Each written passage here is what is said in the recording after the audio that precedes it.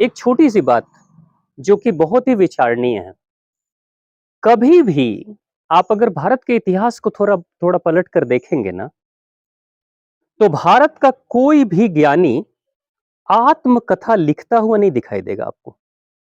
कोई भी, एक भी ज्ञानी नहीं मिलेगा जिसने आत्मकथा लिखी हो। उसकी कथा किसी और ने लिखी, लेकिन उसने स्वयं अपनी आत्मकथा नहीं लिखी। जैसे भारत में क्या संस्कार है कथा लिखने का, राम जी की कथा, कृष्ण भगवान की कथा, महाभारत की कथा, रामायण, हाँ, या जितने हमारे वेद पुराण या जो कुछ भी हैं, उपनिषद वगैरह जो भी हैं, जहां पे भी ऋषियों की चर्चा है, तो वो दूसरा है, कोई और लिख रहा है। जीवनी वो खुद अपनी नहीं लिख रहे हैं, कोई और लिख रहा है। लेकिन यही सबसे बड़ा भेद है पाश्चात्य देशों में। खुद ज्ञानी बैठकर अपनी कथा लिखते रहता है, ऑटोबायोग्राफी। एक विदेशी ऑटोबायोग्राफी लिख सकता है और लिखता है।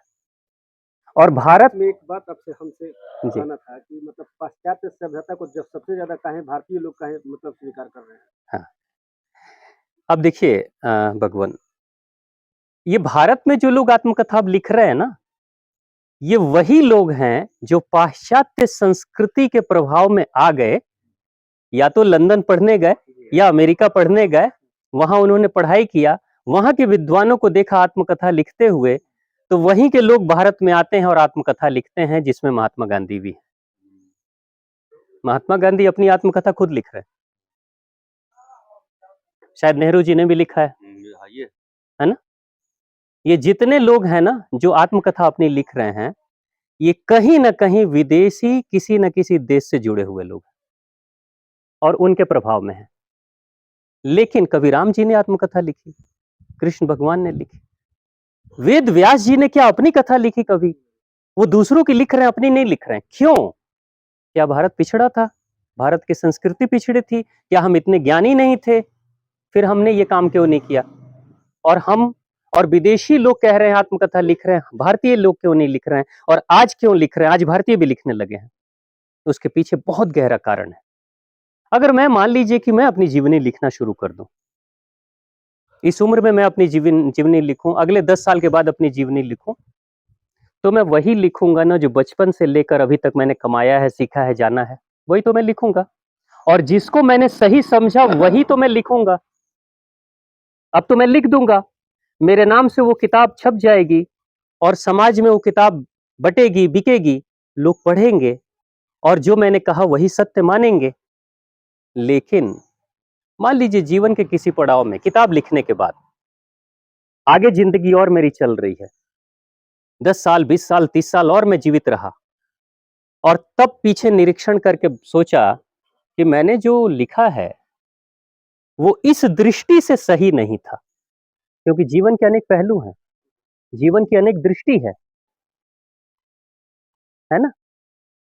जैसे मैं मान लीजिए कि बौद्ध की मानसिकता से प्रभावित हूं, तो मैं बौद्ध की मानसिकता के बुद्ध के ज्ञान को लेते हुए मैंने बुद्ध के अनुसार से लिख दिया, हिंसा करना अच्छी बात नहीं है, ये मैंने अपनी आत्मकथा में लिख दिया। लेकिन 30 साल के बाद लेकिन 30 वर्ष के बाद जब मैंने देखा कि बुद्ध की शिक्षा को मानकर तिब्बत के लोग गुलाम हो गए, चाइना के, अहिंसक होके, शांति प्रिय होकर अपने देश को लुटा दिया, तो फिर उस समय मुझे श्री कृष्ण याद आएंगे। उस समय मैं नहीं कहूंगा कि बुद्ध को मानो, मैं कहूंगा जरूरत पड़े तो हाथ में कमल और नहीं तो सुदर्शन चक्र भी चाहिए, और नहीं तो सम्राट अशोक की तरह दुनिया के सबसे बड़े साम्राज्य को तुम गंवा दोगे अहिंसा के पथ पे चलकर। हिंसक मत बनो, लेकिन कोई तुम्हारे साथ अनैतिक रूप से हिंसा कर रहा है तो उसे रोकने के लिए हिंसा को भी अख्तियार करना पड़ेगा। एक फौजी बॉर्डर पे दुश्मनों को मारता है, लेकिन जब बाढ़ आती है, आगजनी होती है, भूकंप आ जाता है, तो लोगों को बचाने नहीं जाता वो।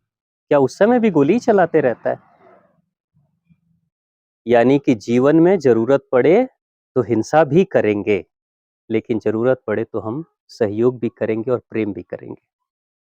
तो मान लीजिए मैंने किताब में तो लिख दी कि भाई बुद्ध के नियम सबसे अच्छे हैं, महावीर के नियम सबसे अच्छे हैं। जीवन के रहते 20 साल के बाद मुझे पता चला, अरे नहीं भाई, जीवन में कभी-कभी उसकी भी ज़रूरत है। जी। आपका बच्चा है, बेटा है, शरीर में ट्यूमर हो गया है, बहुत प्रेम करते हो, खरोच भी पसंद नहीं करते, लेकिन डॉक्टर कहता है ट्यूमर का ऑपरेशन ना करें, सर्जरी ना करें तो हो सकता है कैंसर में कन्वर्ट हो जाए, ये मर भी सकता है। तो उस समय आप खुद से ही अपने बच्चे को ले जाएँगे ना, चीड़-फाड़ कर दीजिए। जिसके शरीर पे खरोच आप पसंद नहीं कर सकते, उसी के शरीर पे चाकू चलाने के लिए आप खुद लेकर जा रहे हैं। तो यानी आप खुद हिंसक ना बने, लेकिन जरूरत पड़े अगर कोई अनैतिक रूप से आपके साथ हिंसा कर रहा है, तो जरूर उसको रोकने के लिए आप हिंसा करें। यानी हिंसा कर्म नहीं है, हिंसा कहाँ होता है? हिंसा होती है मानसिकता में। अगर मेरा इंटेंशन हिंसक है, तो मैं हिंसक हूं। कर्म चाहे मैं कुछ भी करूं। डॉक्टर दवाई भी देता है और डॉक्टर चाकू छुरी भी चलाता है, लेकिन फिर भी उसको पुरस्कार दिया जाता है, उसको सजा नहीं दी जाती।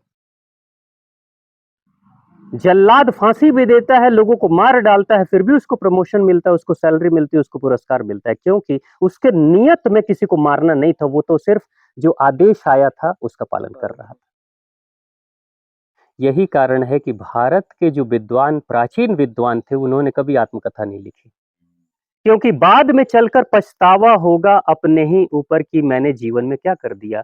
जैसे आपने सुना होगा मंडल जी का नाम, भारत की आजादी के समय एक मंडल जी थे और एक डॉक्टर भीमराव अंबेडकर थे। बहुत बड़ा नाम था इन दोनों का।